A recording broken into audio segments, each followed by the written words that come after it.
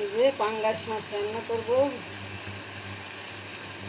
লবণ হলুদ দিলাম। উস্তি দিয়ে পাঙ্গাস মাছ রান্না হবে। উস্তি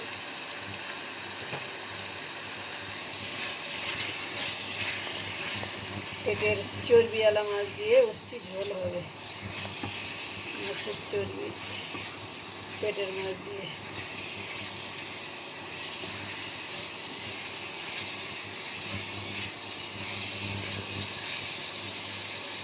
এগুলো দিয়ে দিলাম, একসাথে কষাবো।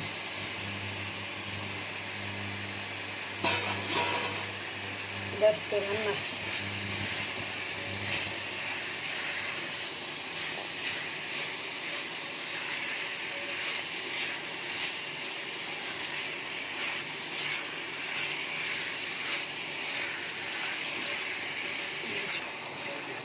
এই যে কষানো শেষ, এখন পানি দিয়ে দেব।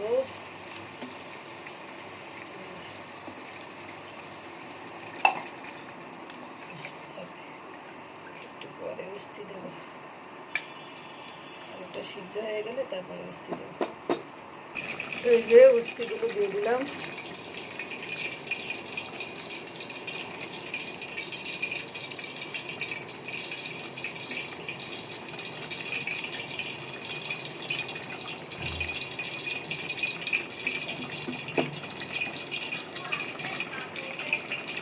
এই যে উস্তি রান্নাটা কমপ্লিট।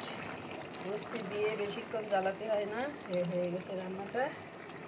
এখন অফ করে দিব। আল্লাহ হাফেজ, ভালো থাকবেন সবাই।